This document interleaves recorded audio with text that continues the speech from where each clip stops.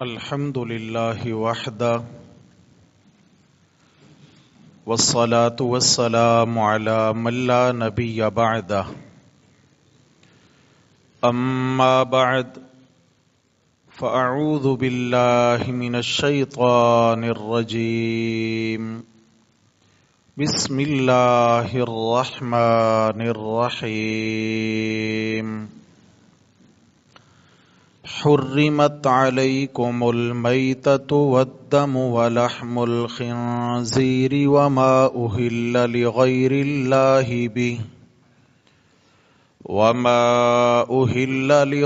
الله به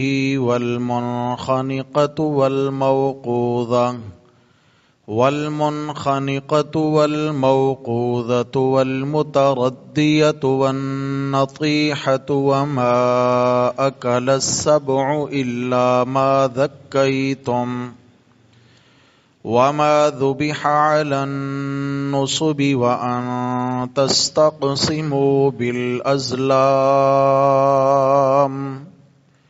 ذلكم فسق الآية صدق الله ومن أصدق من الله قيلا اللهم صل على سيدنا ومولانا محمد وعلى آل سيدنا ومولانا محمد وبارك وسلم ثم سلم علیہ۔ گرامی قدر سامعین حضرات محترم، درس قرآن مجید کے سلسلہ میں چھٹا پارہ سورۃ المائدہ، اس کی آیت نمبر 3 کا ابتدائی حصہ آپ دوستوں کی خدمت میں تلاوت کیا ہے۔ اللہ جل جلالہ اپنی خاص عنایت و توفیق سے ہمیں اس مقدس مقام قرآنی کو سمجھنے کی توفیق نصیب فرمائے۔ حضرات محترم، جیسا کہ ہم کئی اسباق میں، کئی دروس میں یہ بات پڑھتے چلے آ رہے ہیں کہ سب سے بڑی اللہ کی بغاوت اور اللہ کی غداری وہ شرک والا گناہ ہے، اور صحابہ کرام نے رسول اللہ صلی اللہ علیہ وسلم سے یہ مسئلہ بھی دریافت کیا تھا، اے اللہ کے حبیب، گناہوں میں سب سے بڑا گناہ کون سا ہے؟ تو میرے آقا علیہ السلام نے جواب ارشاد فرمایا، الکبائر الاشراک باللہ، بڑے بڑے گناہوں میں سب سے بڑا گناہ اکبر الکبائر وہ اللہ کے ساتھ شرک کرنا ہے، اس لیے کہ یہ اللہ کی غداری والا جرم ہے، اور کسی بھی علاقے یا کسی بھی سلطنت کے غدار کو معاف نہیں کیا جاتا۔ ہاں، زندگی میں اگر انسان اس جرم سے سچی توبہ کر لے اللہ کے حضور، بھلے 100 سال زندگی کے کفر کرتے گزر گئے، شرک کرتے گزر گئے، مگر مرنے سے پہلے اس نے سچے دل سے توبہ کر لی تو اللہ تعالی دنیا میں سچے دل سے کی ہوئی توبہ کے بعد سارے گناہ معاف فرما دیتے ہیں، وہ اتنا مہربان ہے۔ لیکن اگر اس بندے کو شرمندگی نہیں ہوئی کہ میں کیا کیے جا رہا ہوں، میری زندگی کس طرح سے گزر رہی ہے، توبہ نہیں کی ہے اس نے، اور ڈھٹائی سے شرک کرتے کرتے کرتے کرتے مر گیا، تو ہم کئی بار قرآن کی آیات پڑھ چکے ہیں۔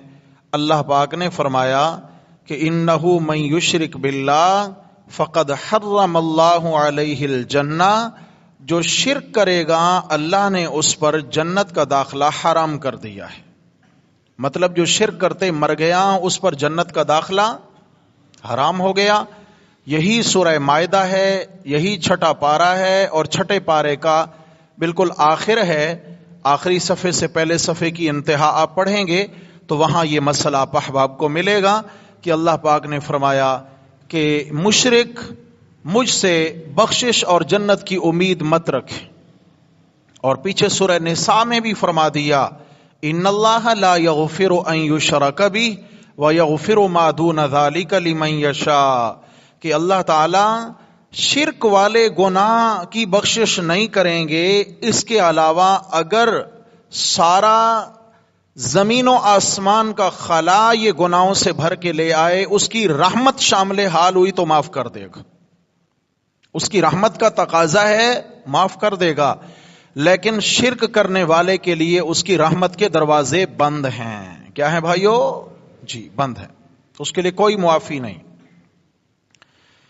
ہم نے اس کبیرہ گناہ اور اس اللہ کی غداری والے جرم اور اس ایمان کے کینسر والی بیماری کے حوالے سے پڑھنا شروع کیا تھا، کئی اسباق ہو چکے اس پر، چونکہ میرے بھائیوں یہ سب گناہوں میں سے بڑا گناہ ہے، تو اللہ نے سب سے زیادہ قرآن میں اسی گناہ کو کھول کھول کے بیان کیا ہے تاکہ لوگ اس سے بچیں۔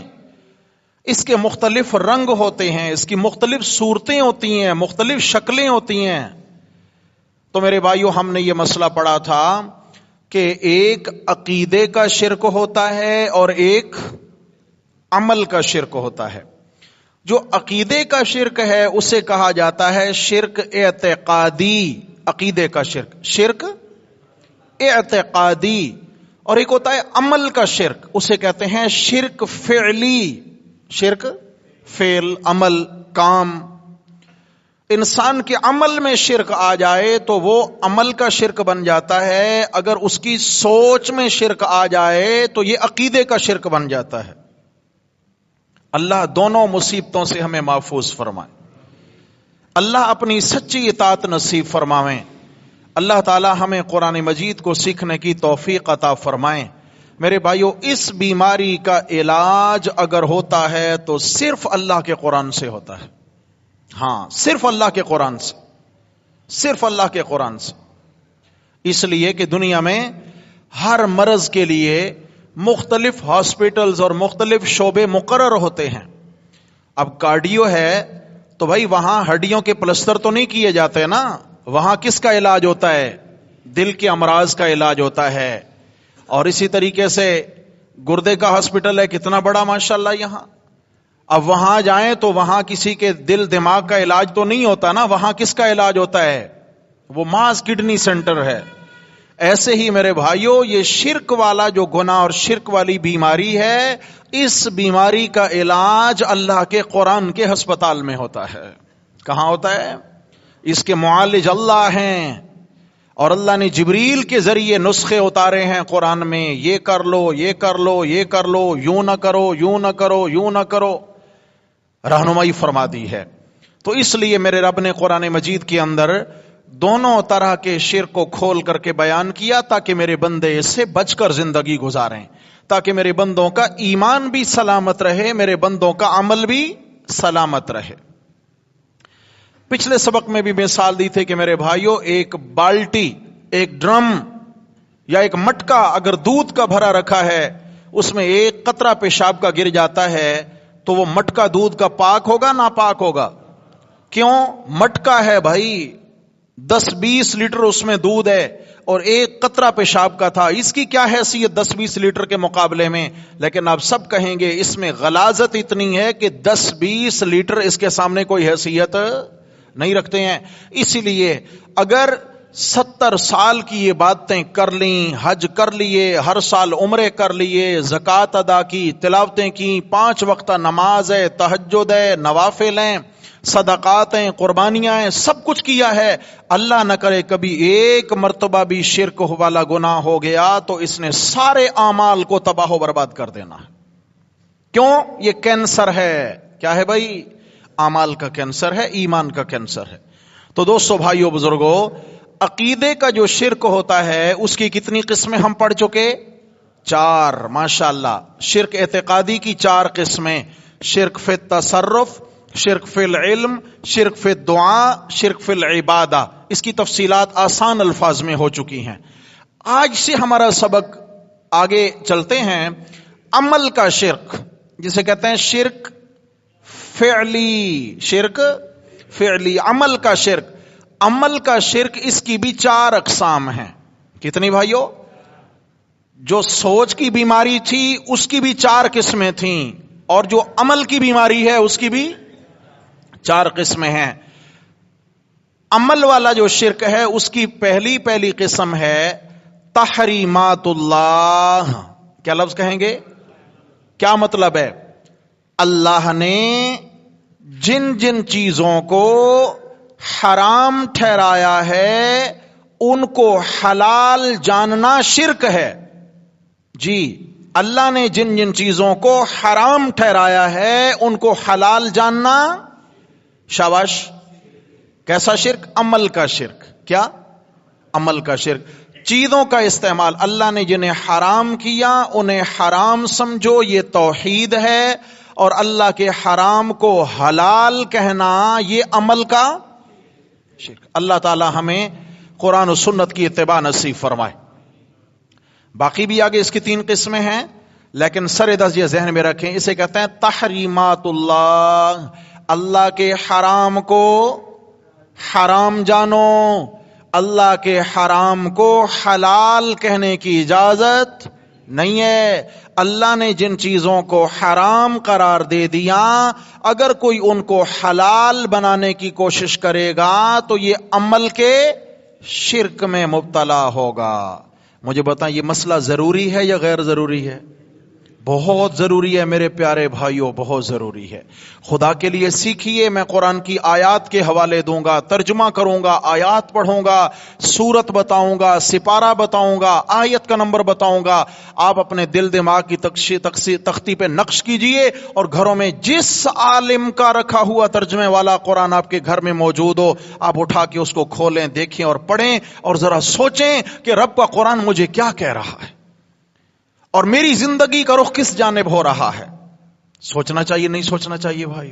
دیکھیں، ہم زندگی گزار بیٹھے بھائی، اگر بن سوچے اسی طرح موت آ گئی تو جب موت کے فرشتے سر پہ پہنچ گئے تو پھر انہوں نے ہمیں سنبھلنے کا موقع، پھر کوئی سوچ کا موقع نہیں دیا جائے گا، کوئی سدھرنے کا موقع نہیں دیا جائے گا۔ جب تک سانس ہے تب تک چانس ہے، لہذا اس سانس کو قیمتی سمجھ کر چانس کو ضائع مت کیجیے۔ دوستو، میرے سامنے 6 پارہ سورۃ المائدہ اور اس کی آیت نمبر 3 ہے۔ آیت نمبر 3، 6 پارہ سورۃ المائدہ، آیت نمبر 3 ہے۔ اس کا ترجمہ سنیے گا، اللہ نے یہاں کیا کیا چیزیں حرام قرار دی ہیں۔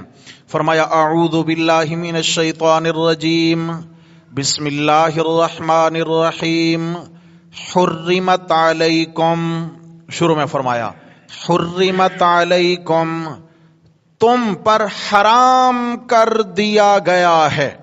کیا کر دیا گیا؟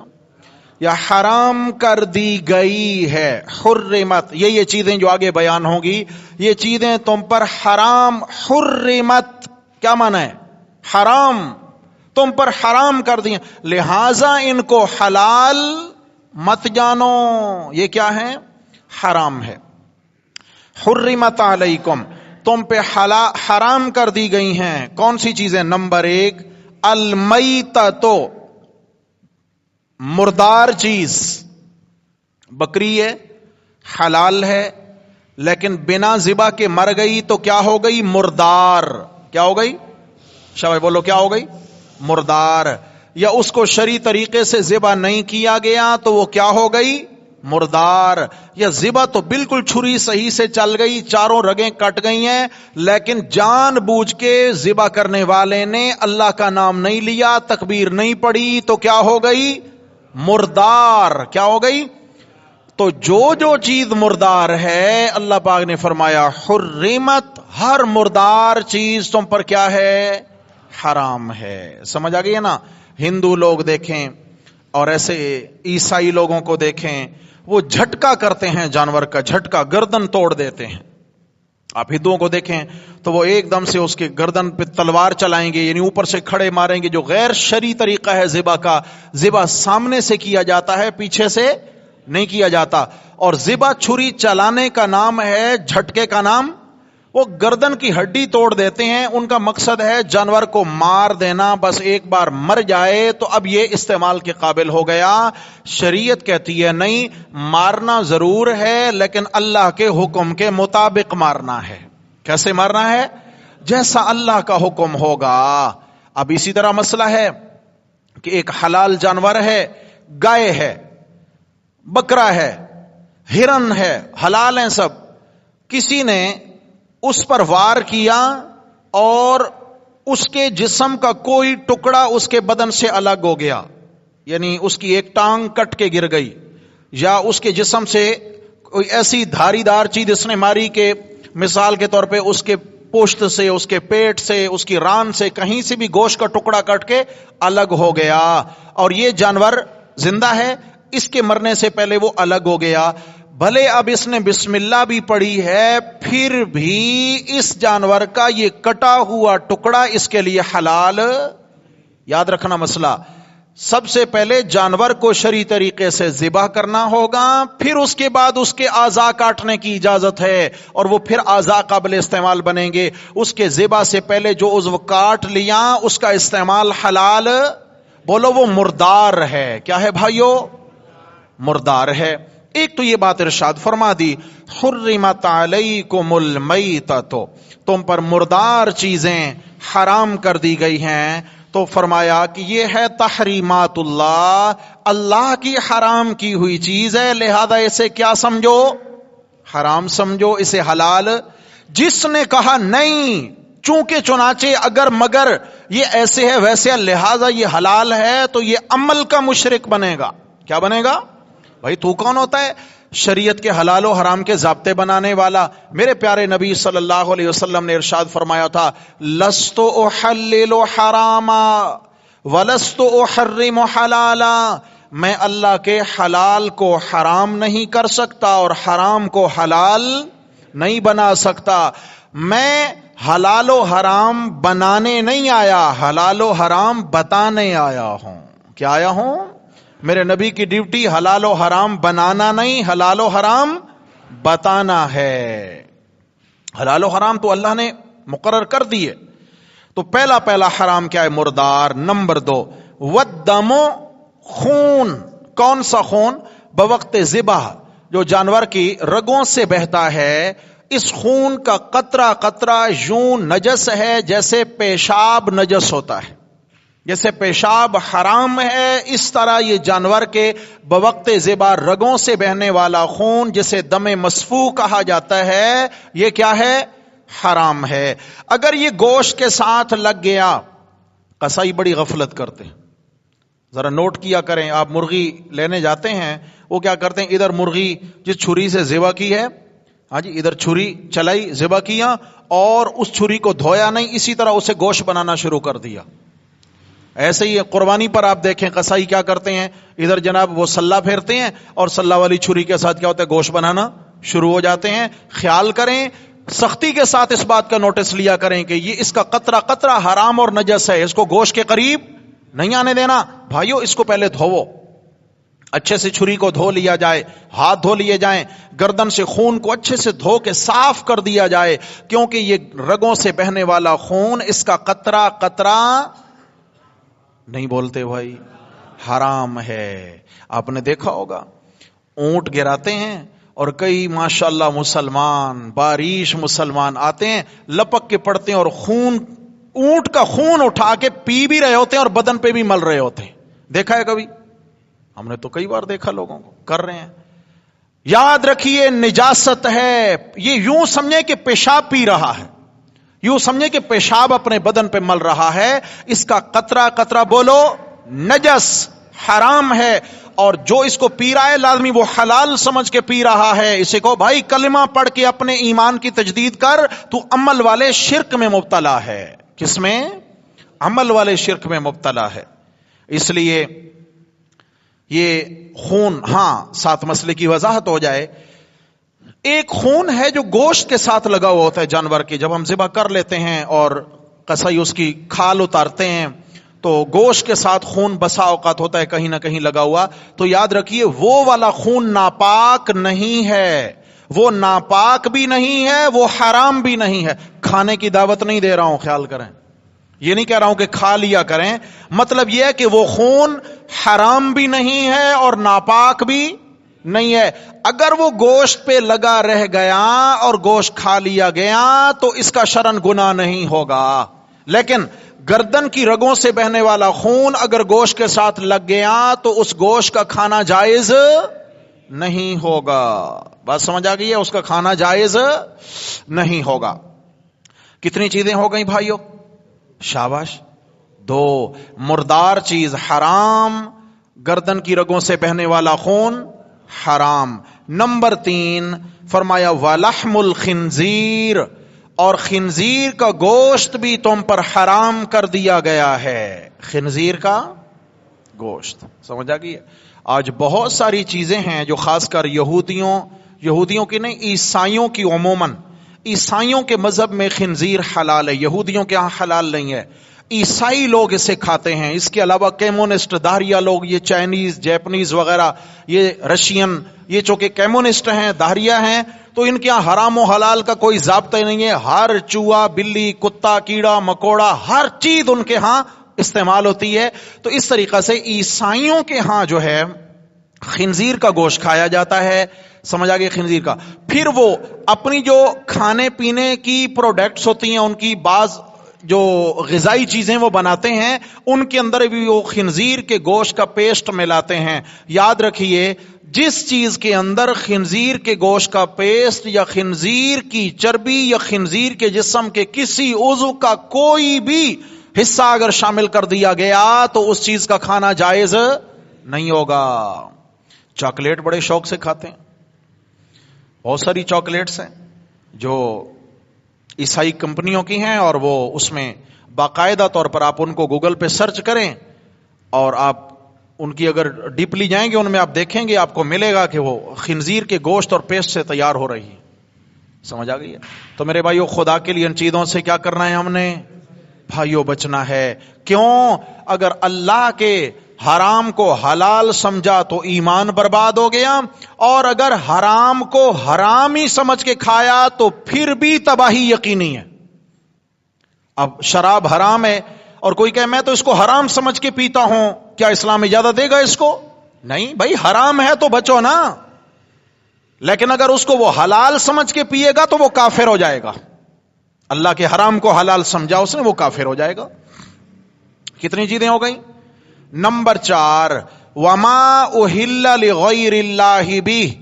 سمجھنا، یہ چیز آ گئی ہے خطرناک. اور ہر وہ چیز جس پہ اللہ کے علاوہ کسی اور کا نام لیا جائے، ہر وہ چیز جس کو اللہ کے سوا کسی اور کے نامزد کیا جائے، یہ بکرا حضرت کے نام کا، یہ دیگ فلاں مزار کے نام کی، یہ گائے فلاں آستانے کے نام کی، یہ بت کے نام کی، یہ فلاں کلندر کے نام کی، یہ فلاں بزرگ کے نام کی. یاد رکھیے یہ غیر اللہ کی نیاز ہے، اور غیر اللہ کی نیاز کو قرآن بیان کرتا ہے کہ مردار حرام، خون حرام، خنزیر حرام، غیر اللہ کی نظر و نیاز. ایک ہی آیت ہے، ایک ہی آیت میں ترتیب سے چیزیں چل رہی ہیں، ترتیب سے چیزیں چل رہی ہیں. خیر، اس پر تو ہم بات کریں گے، یہ مسئلہ تو آگے آنے والا ہے انشاءاللہ. آگے فرمایا والمنخنقۃ، ہر وہ جانور حرام ہے جس کا گلا گھٹا اور گلا گھٹ کر کے وہ مر گیا. بکری، گائے، بھینس، کوئی بھی اونٹ ہے، اس کے گلے میں رسی دبی اور گلا گھٹ گیا اور اس کی سانس نکل گئی ذبح ہونے سے پہلے پہلے، تو یہ کیا ہو گیا؟ وہی بات ہے، مردار، اور مردار ہو کر حرام ہو گیا. والموقوذۃ، ہر وہ جانور حرام ہے جس کو چوٹ کے ذریعے مارا جائے. چوٹ، پتھر مارا، گولی چلا دی اس پر. سمجھ آ گئی ہے؟ چوٹ کے ذریعے کسی بھی، جیسے مثال کے طور پہ کوئی کبوتر بیٹھا تھا، اس نے پتھر اٹھایا اس کو مار دیا. مرغی تھی، اس کو پتھر اٹھایا مار دیا. سمجھ آ گئی ہے؟ تو ایسا جانور اگر ذبح سے پہلے پہلے مر گیا تو وہ کیا ہے؟ یہاں ایک مسئلہ سمجھ لیں، شکار کا مسئلہ ہے. تیر چلانا بسم اللہ پڑھ کے اس کا الگ حکم ہے. کیوں کہ تیر کے آگے باقاعدہ نوک بنی ہوتی ہے، ایسی طرح کہ اس کا یوں کٹ ہوتا ہے، چھریاں بنی ہوتی ہیں اس کی، وہ کاٹ کے گزرتا ہے. اور گولی جو ہوتی ہے نا، یہ جلا کے گزرتی ہے، یہ اتنا گرم ہوتی ہے بارود کی وجہ سے کہ وہ وہ جلا کے اندر سے گزرتی ہے، ٹھوس ہے، وہ جلا کے گزرتی ہے.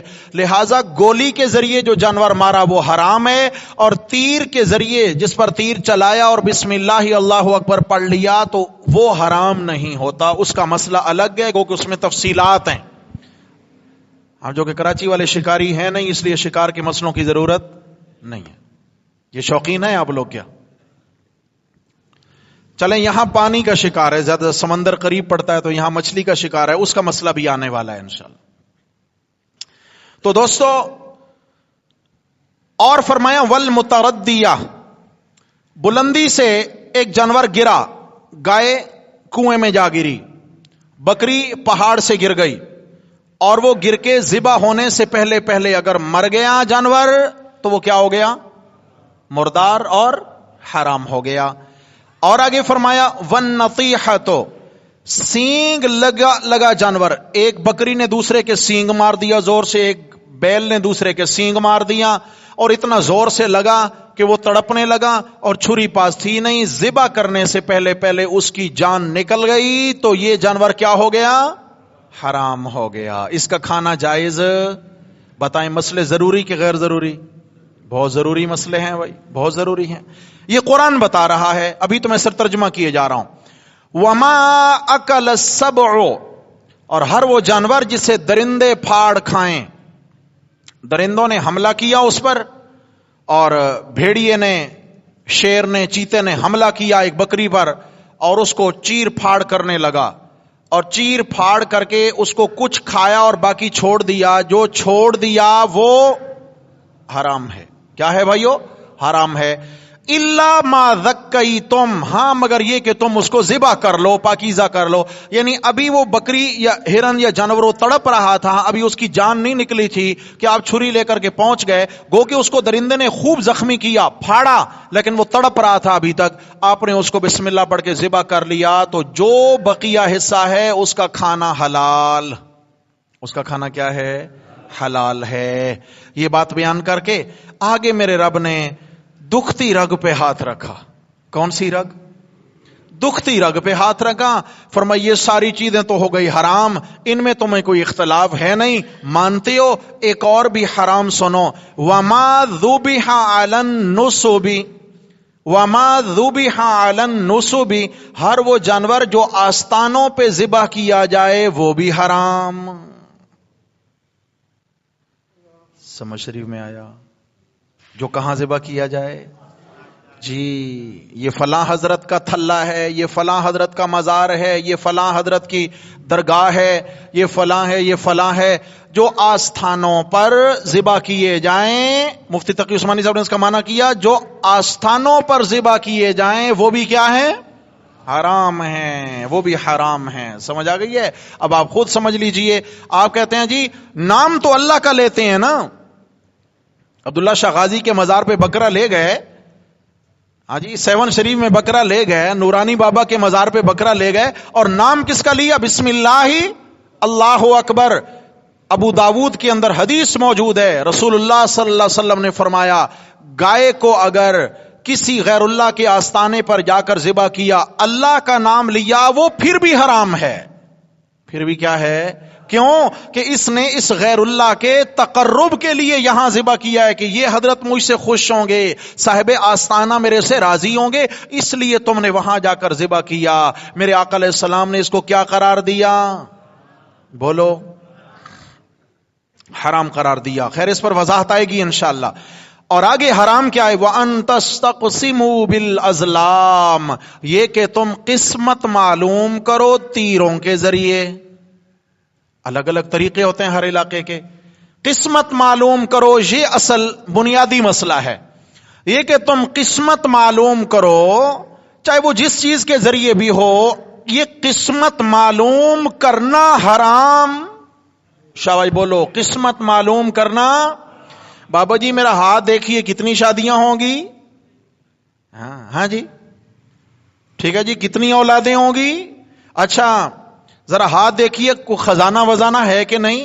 ارے بابا یہ تیرا ہاتھ ہے یا کسی ہندو سکھ کا پرانا مکان ہے کہ اس کے اندر خزانہ دفن ہے تیرے؟ کیا چاہتا ہے تو؟ میرے مقدر میں کیا لکھا ہے؟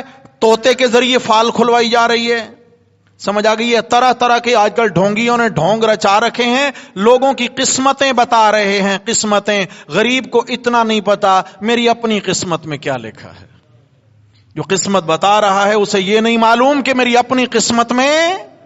اکبر الہ آبادی کا شعر سناتا رہتا ہوں۔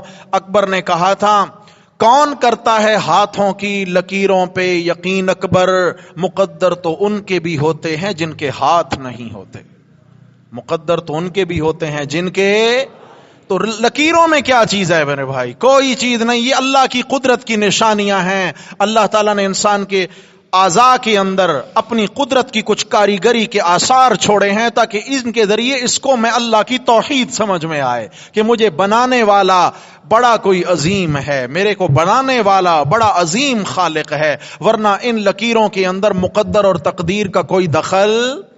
ہاں فرمایا اگر تم تقدیر معلوم کرو گے، مقدر معلوم کرو گے، پیچھے فرمایا مردار حرام، خون حرام، خنزیر حرام، غیر اللہ کی نیاز حرام، اور حرام چلتے چلتے چلتے فرمایا قسمت معلوم کرنا بھی۔ تو آپ کو اگر یہ مسئلہ سمجھ آ گیا اور اگر آپ جڑ گئے اللہ کے قرآن سے، ایمان سے بتائیں یہ بابے مستریوں کے ساتھ دہاڑی لگاتے نظر آئیں گے؟ نہیں آئیں گے؟ یہ سب دہاڑیوں پہ کھڑے ہوں گے بیچارے، ان کے پاس پھر کوئی جانے کو تیار۔ اور ایسا کر دو ان پر زمین ایسی تنگ کر دو کہ جتنے امت مسلمہ کے ایمان سے کھیل رہے ہیں یہ ظالم لوگ، اللہ کے قرآن کا چرچا کرو معاشرے کے اندر۔ مجھے بتائیں یہ رب کا قرآن ہے یا کہانی کی کتاب ہے؟ اور یہ دیکھیے یہ لفظ لکھا ہے، یہ لفظ لکھا میں نے انگلی رکھی ہے، وَأَن تَسْتَقْسِمُوا بِالْأَزْلَامِ۔ آیت نمبر 3 کا معنی دیکھیے گا، فرمایا قسمت معلوم کرنا یہ بھی حرام ہے۔ کریں گے؟ کہتے ہیں انشاءاللہ کریں گے۔ مطلب ہے آیت پہ عمل انشاءاللہ کریں گے۔ کیا ہے بھائی؟ آیت پہ عمل۔ ہاں ماشاءاللہ۔ شرکہ تو قلع کما کریں گے انشاءاللہ۔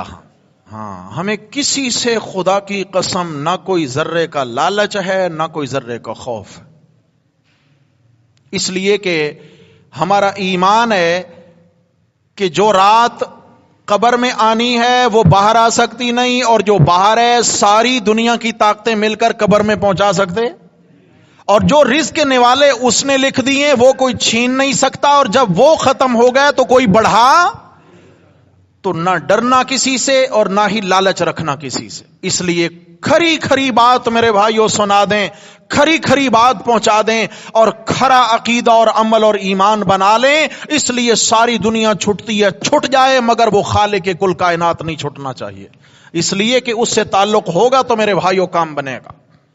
بولو انشاءاللہ۔ ہاں انشاءاللہ اللہ تعالیٰ استقامت نصیب فرمائے۔ یہ ساری باتیں بیان کر کے فرمایا ذالکم فسق، ذالکم۔ چلیں میں اس سے پہلے ذرا ازلام تیروں کی وضاحت کر دوں، آپ پریشان ہو جائیں گے کہ یہ تو تیروں کے ذریعے قسمت معلوم کرنا۔ زمانہ جاہلیت میں یہ معاملہ تھا کہ کاہن بیٹھتے تھے، کاہن مکہ میں بھی بیٹھتے تھے، بیت اللہ کے ارد گرد کاہن نجومی بیٹھے ہوتے تھے، اور ہر زمانے میں یہ باباؤں کے جو آستانے ہیں یہ آباد رہے ہیں، لیکن جب میرے نبی صلی اللہ علیہ وسلم آئے تو سارے کے سارے چلتے بنے، میرے نبی آئے تو سب چلتے بنے، قرآن آیا تو سب کے دروازے بند ہو گئے، اور اللہ کی توحید جہاں بیان ہوگی وہاں پہ بھی انشاءاللہ ان کے دروازے بند ہو گئے۔ معاملہ یہ تھا کہ یہ بیٹھتے تھے، اور جب کسی نے کوئی سفر کرنا ہوتا، کہیں شادی کرنا ہوتی، کوئی نئی دکان ڈالنا ہوتی، کاروبار شروع کرنا ہوتا، تو ان کے پاس آتے کہ بابا جی میرا حساب کتاب کیجئے، ذرا حساب لگائیے، یہ سفر میرے حق میں کیسا رہے گا، یہ شادی کیسی رہے گی، کاروبار دکان یہ کیسا رہے گا۔ تو ان کے پاس ایک چمڑے کا تھیلا ہوتا اور اس کے اندر کئی طرح کے تیر رکھے ہوئے ہوتے تھے، کسی تیر پہ لکھا ہوتا نعم، نعم کا معنی ہاں، کسی پہ لکھا ہوتا لا، لا کا معنی نہیں۔ اب وہ منتر پڑھتا اور آنکھیں بند کر کے تھیلے میں ہاتھ ڈالتا، تیر نکالتا، اس پہ لکھا ہوتا نعم، کہتا ہاں یہ شادی تیری زبردست چلے گی، یہ سفر تیرا بہترین ہوگا، منافع بخش ہوگا، یہ کاروبار واہ واہ ہے، اس لیے کہ فال تیرے حق میں کھلی ہے، فال تیرے۔ اچھا، اور اگر لکھا ہوتا لا تو کہتے نہیں نہیں نہیں نہیں نہیں، خبردار نہیں جانا کیونکہ فال خطرے میں بتا رہی ہے۔ یہ یہاں رشتہ تیرے حق میں ٹھیک نہیں ہے. آج بھی آپ کے ساتھ بھی واسطہ پڑتا ہوگا بہت سارے لوگوں کا. ہمارا تو جینا دو بھر کر رکھا ہوتا ہے. اکثر میسج آ رہے ہوتے ہیں اچھے خاصے درس قرآن سے جڑے ہوئے لوگ, میں جو اتنا دکھ ہوتا ہے ان لوگوں پر. اس کا مطلب ہے کہ وہ درس قرآن سنتے نہیں ہیں, صرف گروپ میں ایڈ ہیں بس. اگر سنیں تو ایسی حرکت کبھی نہ کریں. کہتے ہیں جی وہ دکان ڈالنے لگا, ذرا حساب کتاب کر کے بتائیں. طبیعت صحیح نہیں رہ رہی ہے جی وائف کی کافی دنوں سے, ذرا حساب کر کے بتائیں کسی نے کچھ کیا تو نہیں ہے. بڑے دکھ کی بات ہے جی. جس بندے کو اپنا نہیں پتا کہ اگلے قدم پہ میرے ساتھ کیا ہونے والا ہے, وہ دوسروں کے غیب کے حال بتا سکتا ہے جی. میرے بھائیو, رب پہ یقین رکھیں. قرآن کہتا ہے وما تدری نفس ماذا تکسب غدا, کسی کو نہیں معلوم کہ وہ کل کیا کرے گا. سورہ لقمان کی آخری آیت ہے 21ویں پارے میں, سورہ لقمان کی آخری آیت, وما تدری نفس ماذا تکسب غدا, کسی کو نہیں معلوم کہ وہ خود کل کیا کرے گا. جس کو اپنے کل کا نہیں پتا اس کو محلے کے مریدوں کے کل کا کیا پتا ہے بھائی. اس لیے یقین بنائیے اللہ کے ساتھ, یقین بنائیے اللہ کے ساتھ. تو وہ اللہ تعالیٰ نے اس بات کو حرام قرار دیا ہے کہ تیروں کے ذریعے قسمت معلوم کرنا کیا ہے, حرام. اب نتیجہ سنیے, ذالکم فسق, فسق اعلیٰ درجے کا فسق مراد کفر ہے. یہ سب کفر ہیں, یہ سب کفر ہیں. کیا ہیں؟ کیا مطلب ہے کفر؟ کہ یہ اللہ نے حرام کیے اور جو ان کو حلال جانے گا تو وہ کیا کرے گا, کفر کرے گا. جو اللہ کے حرام کو حلال جانے گا کیا کرے گا, کفر کرے گا. کیا خیال ہے بھائیو, مسلمان رہنا چاہیے یا ہے؟ اللہ تعالیٰ کفر سے اپنی پناہ نصیب کرے, اللہ شرک سے اپنی پناہ نصیب کرے, اللہ ایمان والی زندگی ایمان والی موت نصیب فرما. جاگو بھائی. تو یہاں تو میرے رب نے بتا دیا کہ یہ چیزیں تم پر حرام ہیں. ہم نے شرک فعلی کی قسمیں پڑھنا شروع کی ہیں. تحریمات اللہ, اللہ کی حرام کی ہوئی چیزوں کو کیا جانو, حرام جانو. یہی صورت ہے سورۃ المائدہ, اور سورہ مائدہ کی آیت نمبر ہے جی 94 سے آیت نمبر 96 تک. آیت نمبر 94 سے 7واں پارہ سورۃ المائدہ, آیت نمبر 94 سے آیت نمبر 96 تک. میں آیت نمبر 95 سے ترجمہ کر رہا ہوں, وقت کی قلت ہے. گھر میں نے عرض کر دیا, ترجمہ دیکھیں ان آیات کا. فرمایا یا ایھا الذین آمنو, اے معلوم ہو اللہ کو ایمان والوں کے ایمان سے بڑا پیار ہے. ایمان بچاؤ, ایمان بچاؤ. فرمایا رہزن پھرتے ہیں ڈاکوؤں سے, ایمان بچاؤ, ایمان بچاؤ, کہیں کوئی تمہارا ایمان لوٹ نہ لے. تو اس لیے ایمان کو نقصان پہنچانے والی چیزوں کو بیان کر دیا اللہ نے. یا ایھا الذین آمنو, اے ایمان والو, لا تقتلوا الصید وانتم حرم, تم اس وقت شکار کو قتل نہ کیا کرو جب تم احرام کی حالت میں ہو, حج یا عمرہ کے احرام کی حالت میں ہو. اس وقت اگر تمہارے سامنے ہرن آ جائے, خرگوش آ جائے, کوئی بھی اگر پرندہ آ جائے تو اس پر وار کرنے کی اجازت, کیونکہ تم احرام کی حالت میں ہو. کس میں ہو؟ احرام کی حالت میں ہو. جب احرام میں ہو تو شکار نہ کرو. ومن قتلہ منکم متعمدا, جس نے شکار کو مارا جان بوجھ کر تم میں سے, جس نے احرام بھی پہنا ہوا ہے, سامنے ہرن گزر رہا ہے اور اس نے جناب اس پہ وار کر دیا, پتھر مار دیا یا کچھ بھی کیا, جان بوجھ کر کیا. فرمایا فجزاء مثل ما قتل من النعام, اس پر جرمانہ عائد ہوتا ہے شریعت کی طرف سے. کیا ہوتا ہے؟ کتنا جرمانہ؟ فرمایا اس کی سزا ہے اس جتنی جو اس نے شکار مارا ہے, من النعام, مویشیوں میں سے. یعنی جتنا بڑا وہ شکار تھا اس کے بقدر کیا ہوگا, جرمانہ دینا پڑے گا. امام اعظم امام ابو حنیفہ رحمہ اللہ فرماتے ہیں کہ یہ جو یہاں پہ مثل ہے یہ صوری نہیں ہے, مثل منوی ہے. مثل صوری کا مطلب یہ ہے کہ شکل میں ایک جیسا, شکل میں ایک جیسا. اب کسی نے خرگوش مار دیا تو خرگوش کے برابر بات کا تو کوئی مویشی ہے کیا؟ ہاں, ہرن کے ساتھ تو کسی حد تک بکری کی مماثلت ہوتی ہے, لیکن خرگوش کے ساتھ نہیں ہوتی ہے. پرندہ ہے اس کے ساتھ نہیں ہوتی ہے. ایک نے چڑیا ماری تو لازمی بات ہے مرغی تو اس سے بڑی ہوتی ہے. یا چوزا دے گا تو چوزے کی کوئی حیثیت نہیں ہے. تو اس لیے فرمایا کہ جو مارا ہے اس کی قیمت مقرر کی جائے گی. اس کی کیا ہوگی؟ جی اس کی قیمت، مثل مانوی کا یہ مطلب ہے، اس کی قیمت مقرر کی جائے گی اس جانور کی جو مارا اس نے. لیکن یہ قیمت کون مقرر کرے گا؟ یحکم بہ ذوی عدل منکم، تم میں دو سمجھدار بندے جو انصاف کرنے والے ہوں، انصاف کے ساتھ وہ اس کی قیمت مقرر کریں. کتنے بندے سمجھدار ہوں جو سمجھتے ہیں ان معاملات کو، وہ انصاف کے ساتھ اس کی قیمت مقرر کریں. اور پھر یہ کیا جائے کہ ہدیم بالغ الکعبہ، ہدیم بالغ الکعبہ، اچھا اس کا جانور خریدا جائے. مثلا اتنے پیسے بن گئے اس کے کہ ایک بکری خریدی جا سکتی ہے. تو اب اس بکری کو فرمایا ہدین، بطور نیاز کے لے چلو، بطور اللہ کے نام کی نیاز ہے. کس کے نام کی؟ اور جو آپ کہتے ہیں نظر اللہ نیاز ہے، ہاں فرمایا یہ فلاں کی نیاز نہیں، ہدین، نیاز کس کی؟ اللہ کے نام کی. نظر بھی اللہ کی، نیاز بھی اللہ کی. دھوکے میں مت آئیے، آگے مسائل آنے والے ہیں انشاءاللہ تفصیل سے عرض کریں گے اس پر. تو فرمایا اللہ کے نام کی، مثلا وہ بکری ہے اس کو لے چلو حرم کی طرف، بیت اللہ کی طرف لے چلو، وہاں بھیجواؤ. اور بالغ الکعبہ، کعبہ کے بعد پہنچاؤ، یعنی جہاں پہ ذبح کی جاتے ہیں کفارے کے جانور، وہاں جا کر اس کو اللہ کے نام پر ذبح کر کے غریبوں کو کھلا دو. سمجھ آ گئی ہے؟ کیوں؟ وہ وہیں ہے، جب احرام پہن کے جا رہا ہے تو ادھر ہی جا رہا ہے نا، ادھر ہی جا رہا ہے نا. راستے میں اگر اس کو علت اٹھی اور اس نے کوئی شکار کر دیا تو پھر کیا ہے بھائی، اب تو انتظام کر کے جا، وہاں جا کے جرمانہ تو نے ادا کرنا ہے، یہ کر کے جا. اچھا، او کفارۃ طعام مساکین، اگر یہ اس کے برابر جانور نہیں دے سکتا تو پھر یہ کفارہ دے کہ چند مسکینوں کو کھانا کھلائے. چند مسکینوں کو کھانا کھلائے. فرمایا ہاں اس کی اتنی قیمت مقرر کرو، قیمت انصاف کے ساتھ. پھر اس قیمت کے ساتھ تم کیا کرو؟ گندم خرید لو. مثال کے طور پر گندم کی قیمت لگاؤ تو ایک مسکین کے برابر 2 سیر گندم، جو صدقہ فطر کی مقدار ہوتی ہے نا، صدقہ فطر کی، یعنی ایک صدقہ فطر ایک مسکین کو دیا جائے گا. وہ کچا دے دیں، وہ پکا کے کھلا دیں. سمجھ آ گئی ہے؟ اب مثال کے طور پر اس کے پیسے بنے 10 صدقہ فطر کے 10 مسکینوں کو دینے کے، تو ان 10 مسکینوں کو کیا کرے؟ یہ کچا بانٹ دے یا پکا کے کھلا دے. یہ کفارہ ہے.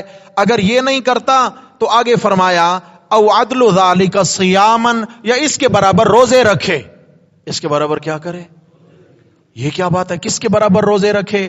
فرمایا اس کے برابر ہر صدقہ فطر، ہر 2 کلو گندم کے برابر 1 روزہ، ہر 2 کلو گندم کے بدلے میں 1 روزہ. یہ جو ہیں تو ان کے 4 کلو بنتے ہیں اور گندم کے 2 کلو بنتے ہیں صدقہ فطر. تو کیا ہے، ہر صدقہ فطر کے بدلے کے مثلا یہ 10 مسکینوں کا کھانا بنتا تھا، کہتا ہے جی اپنے پاس تو ہے ہی کچھ نہیں، کیا کریں؟ اب قرآن کہتا ہے کہ تو جا کے 10 روزے رکھ لے. 10 مسکینوں کا کھانا نہیں ہے تو کیا کرے؟ 10 یا 5 مسکینوں کا بنتا تھا تو 5 روزے رکھ لے. بہرحال اس کے بقدر یہ روزے رکھ لے. یا اللہ ایسا کیوں ہوا؟ فرمایا لیذوق وبال امرہ، تاکہ یہ چکھے وبال اپنے کیے کا. جو اس نے گناہ کیا نا، اللہ نے حرام قرار دیا تھا شکار کرنا احرام کی حالت میں، اور اس نے اس حرام کام کا ارتکاب کیا، شریعت نے اس کو سزا دی ہے. کیا کیا؟ سزا دی ہے شریعت نے. اور آگے فرمایا عفا اللہ عما سلف، جو ہو گزرا وہ معاف ہے. ومن عاد فینتقم اللہ منہ، جو آئندہ ایسا گناہ کرے گا اللہ اسے بدلہ لے گا، اللہ اسے انتقام لیں گے، آئندہ ایسا کوئی گناہ نہ کرے. اگلی آیت میں بھی چل رہا، میں خلاصہ عرض کر دوں، یہ صرف خشکی کے جانوروں کو شکار کرنا منع ہے احرام کی حالت میں. کس کے بھائی؟ جنگل، پہاڑ وغیرہ، ریگستان، میدان، اس کے جانوروں کو شکار کرنا منع ہے احرام کی حالت میں. ورنہ اگر کشتی پہ یا بحری جہاز میں سفر کر رہے ہیں، حاجی جا رہے ہیں، تو اب وہ کیا کریں؟ بجائے اس کے کہ مطلب وہ مچھلی پہ ان کا گزارا ہے، تو وہ احرام کی حالت میں مچھلی کا شکار کر سکتے ہیں. کیوں؟ سمندر کے بیچ میں کوئی اور سبب نہیں ہوتا. شریعت نے اس مشکل کو مد نظر رکھا ہے، اس لیے پانی کے شکار کی اجازت عنایت فرما دی ہے. یہ مسئلہ بیان کیا. آگے چلے. یہ میرے سامنے سورت کا نام سورت الاعراف ہے، اور سورہ اعراف کی آیت نمبر 33 بس آخری آیت ہے. آیت نمبر 33. ذرا واپس آئیے، مسئلہ دوبارہ دہرا لیتے ہیں. اللہ تعالیٰ نے عقیدے کا شرک بھی ناجائز قرار دیا اور عمل کا شرک بھی ناجائز قرار دیا. جو عمل کا شرک ہے اس کی کتنی قسمیں ہیں بھائیو؟ 4. نمبر 1 تحریمات اللہ، کہ اللہ نے جن چیزوں کو حرام قرار دیا ہے تم ان کو حلال جانو گے تو یہ عمل کا شرک ہو جائے گا. لہذا رب کے حرام کو جی بولو حرام جانو. آئیں جی آیت نمبر 33. میرے رب نے کچھ چیزوں کا نام لیا. کیا فرمایا؟ اعوذ باللہ من الشیطان الرجیم. قل، میرے پیغمبر فرما دیجئے، انما حرم ربی، بے شک حرام ٹھہرایا ہے میرے رب نے. حرم ربی، حرام ٹھہرایا میرے، حرام کر دیا ہے میرے رب نے. کس کو؟ الفواحش، بے حیائی کے کاموں کو. الفواحش بولو. ہاں جی، صرف کھانا تو نہیں ہوتا نا، کوئی کیا ہوتا ہے؟ حرام خوری ہوتی ہے، کوئی حرام کاری ہوتی ہے. اللہ نے حرام خوری کو بھی حرام قرار دیا، حرام کاری کو بھی حرام قرار دیا کہ حرام خوری سے بھی بچو، حرام کاری سے بھی بچو. تو یہاں کیا فرمایا؟ حرم ربی الفواحش ما ظہر منہا وما بطن، جو اعلانیہ بے حیائی کے کام ہیں وہ بھی حرام، اور جو چھپ چھپ کے کیے جاتے ہیں وہ بھی حرام. وہ بھی پہلے بھی حدیث سنائی ہے، غالباً اتوار کے سبق میں سنائی. رسول اللہ صلی اللہ علیہ وسلم نے فرمایا کہ دن قیامت کے بعض لوگ تہامہ پہاڑ کے برابر نیکیاں لے کے آئیں گے، لیکن ان کی نیکیوں کو راکھ کی طرح ہوا میں اڑا دیا جائے گا. تہامہ بہت بڑا پہاڑ ہے، تہامہ پہاڑ کے برابر نیکیوں کا ڈھیر لائیں گے اور ان کی نیکیوں کو اڑا دیا جائے گا. حضرت صوبان رضی اللہ عنہ پوچھتے ہیں، یا رسول اللہ ہمیں بتلا دیجئے آخر ان کے اندر عیب کون سا ہے تاکہ ہم اس سے بچیں. آپ نے فرمایا ان کے اندر عیب یہ تھا کہ وہ لوگوں کے سامنے تو دیندار بنتے تھے، لیکن جب وہ اکیلے ہوتے، خلوت میں جاتے تو پھر وہ ڈٹ کے گناہ کرتے تھے. سمجھ آ گیا؟ پھر وہ حرام کو حرام نہیں سمجھتے تھے، ہر بے حیائی کا کام اپنے لیے، مطلب کوئی چیز ان کے لیے روک ٹوک نہ تھی، چھپ چھپ کر وہ بے حیائی کے کام کیا کرتے تھے. آج میرے بھائیو موبائل ہر ایک کے ہاتھ میں ہے، اور اپنے کمرے میں کنڈی لگی ہوئی ہے، موبائل ہاتھ میں ہے، ساری دنیا کے اسباب آپ کی مٹھی میں ہے. ایک انگلی کے ٹچ پر جنت بھی ہے، جہنم بھی ہے. ایک ٹچ کے فاصلے پر جنت بھی ہے اور جہنم بھی ہے. تو کیا ہے؟ چھپ کر اگر بے پردہ عورتوں کو دیکھے گا، گانے سنے گا، فلمیں دیکھے گا، ڈرامے دیکھے گا، غلط قسم کے جو ہے نا اس کے اندر چیزیں دیکھے گا، تو لازمی بات ہے انہی کے متعلق رسول اللہ صلی اللہ علیہ وسلم نے فرمایا دن قیامت کے تہامہ پہاڑ کے برابر. آپ نے فرمایا یہ نمازی بھی ہوں گے، یا صدقہ بھی دیتے ہوں گے، روزے بھی رکھتے ہوں گے، حج بھی کرتے ہوں گے، لیکن ان کی خلوت پاکیزہ نہیں ہوگی. جس کی خلوت پاکیزہ نہیں ہے، اللہ دن قیامت کے تہامہ پہاڑ کے برابر ان کی نیکیوں کو ہوا میں اڑا کے ختم کر دے گا.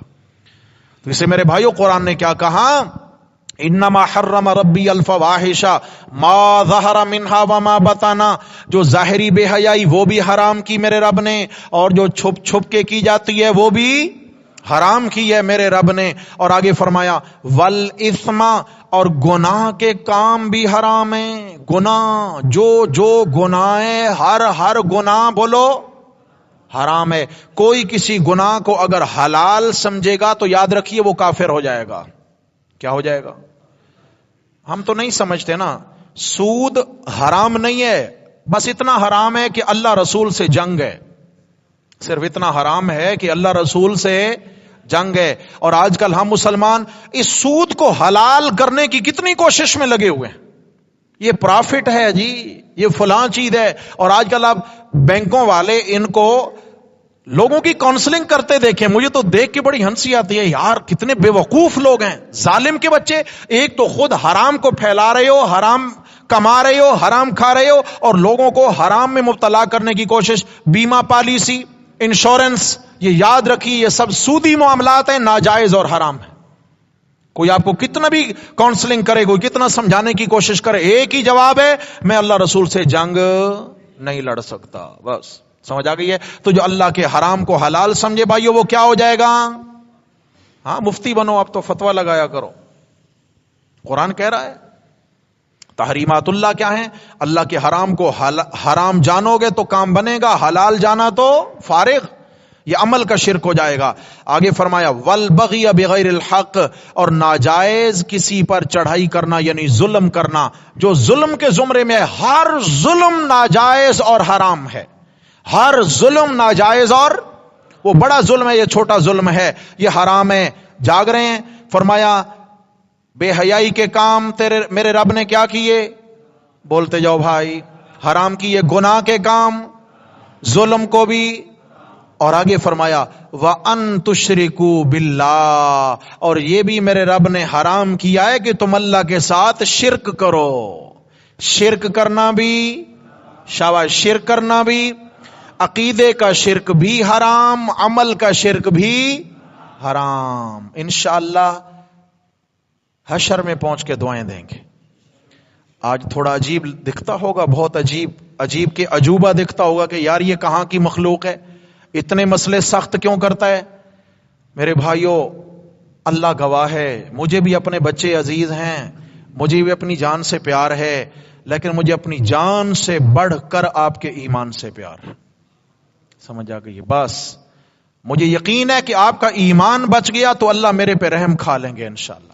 آپ کا اگر ایمان بچ گیا, اس لیے خدا کے لیے خدا کا واسطہ دیتا ہوں, اپنے ایمان پہ ترس کھاؤ, اپنے ایمان پہ ترس کھاؤ, ایمان بچاؤ اپنا.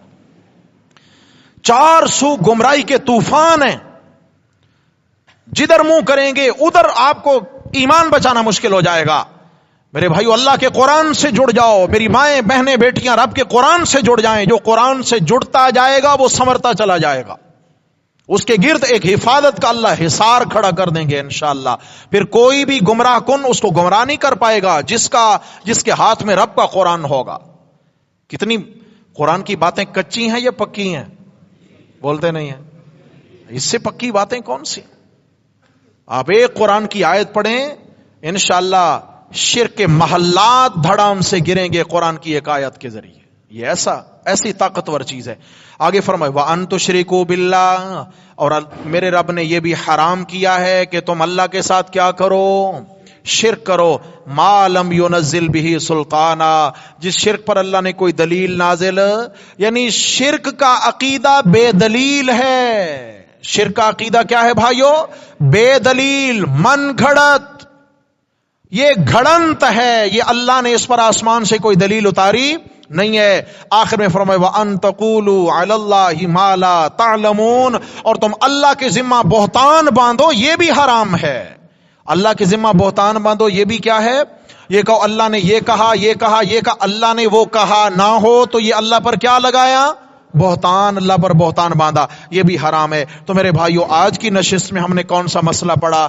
تحریمات اللہ. اللہ کے حرام کو حرام جانیں گے, اللہ کے حرام کو حلال نہیں جانیں گے. پھر انشاءاللہ ایمان بھی بچے گا, عمل بھی بچے گا. دعا ہے اللہ تعالی ہم سب کو عمل کی توفیق نصیب فرمائیں. اقول قولی ھذا استغفر اللہ واتوب.